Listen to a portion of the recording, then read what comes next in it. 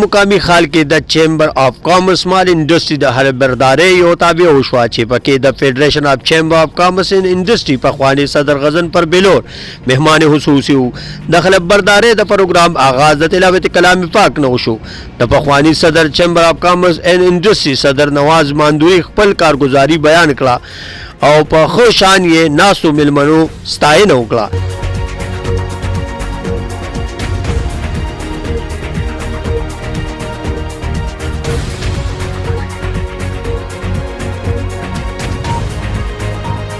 د دینه بعد د چیمبر اف کامرس اینڈ سمال انډستری نوې کابینه د ګران مشر غزن پر بلور نه خلق اوچت کړو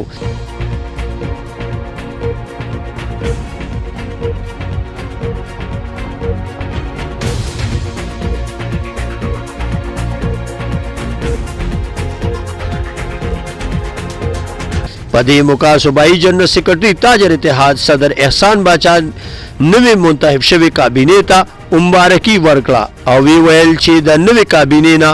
دا توقع لرم چې دوی به خپل کار په خوشان او خدمت سره کوي او پولیس انتظامیه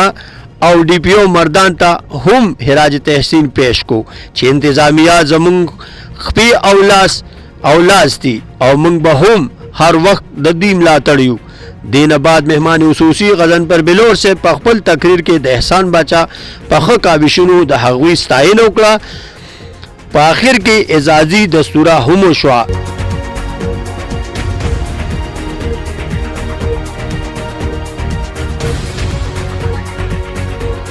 دین بعد مهمان خصوصي غزن پر بلور پښتونیو سره صدارنګي وي ان شاء الله څنګه چې دیو 2 کال تیر کل 3 کال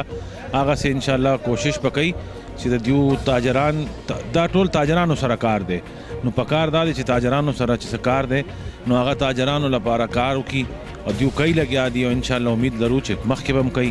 نوې صدر معزالله خان رالو نو هغه هم تکړه سړی دی څنګه چې منظوري صاحب او ان شاء الله امید لرو چې دا کار مخکې به ښه طریقې سره دیو کوي چې تاجرانو ته پکې ګټه وشي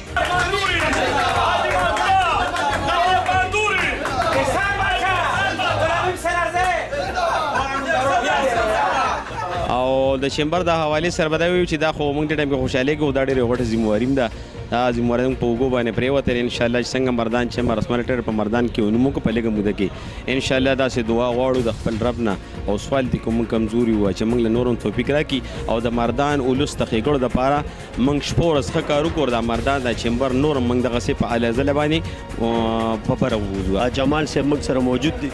اغینه موږ چې کوم دی نو سوته السلام علیکم سلام جی نوې کابینه جوړه شو ستاسو هم دا کابینه یو حصہ نو لکه څه ستاسو چې کوم ذهن کې یا سفیر یا څه دی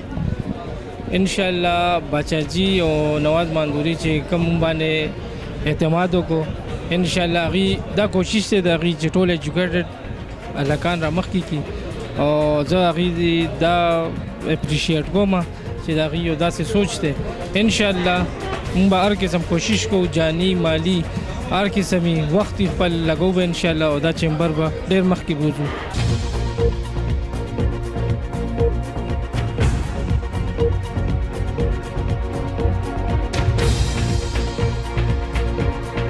جی تاسو وینئ موږ سره چې کوم دی نو معزالله صاحب چې کوم دی نو موجود دي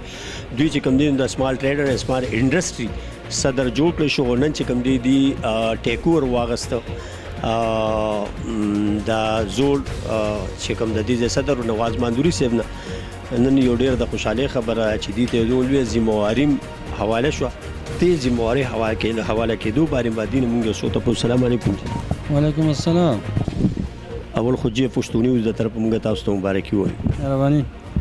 دا خو ډېر لوی ذمہواري جی شاته چې کوم دی نو ډېر لوی تاجران دي چې هغې ډېر لوی ریکوایرمنټ دي موږ وینو د سر نه چې هغې اکثر چې ټیکسز یا داسې نور څه مسلې نو په دې دغه باندې هړتالونه کوي دا کوي هسې تاسو خو دې فیلډ ته رالی صدر شوی نو څه سوچ باندې رالی اعوذ بالله من الشیطان الرجیم بسم الله الرحمن الرحیم دې فیلډ ته خو زما په خیال باندې زما 20 سال نه برابر وشو چې دې فیلډ ته زه راغلی زما په خیال باندې چې 15 سال مې وشو د تغذیې تحصیل صدارت کوم نو دا زما د بار نوی کار نه دی او کله مثال د تاجرانو په حق کې داسې خبره راځي چې هغه د هغوی سره کوکاس څوک کوي که حکومتو سره ظلم کوي که مثال داسې یو بل یو طریقه کاري چې هغه د هغوی دپاره یو جبري د تاجرانو لپاره نو موږ به انشاءالله د هغوی په حق کې راوځو موږ به اواز هم پورته کوو او موږ مثال تا ته مو وویلې چې موږ خو د تاجرانو صدارت هم کوو نو انشاءالله چې موږ به داسې یو اواز پورته کوو چې هغه تاجران هم په یو پلیټفارم وي او انشاءالله چې زمونږ د سمال چیمبر چې کم کردار دی نو هغه به انشاءالله چې موږ په داسې طریقه باندې بوزو چې هغه تاجران هم خوشحاله او حکومت له اوس هم زمونږ دا یو خبره ده چې زما په خیال باندې چې غریبانان یعنی تجارت پیشه خلک دا تباه شو تجارت پیشه خلک تباه شو کم از کم حکومت د یو ته نظر واچي چې بدی پاکستان او د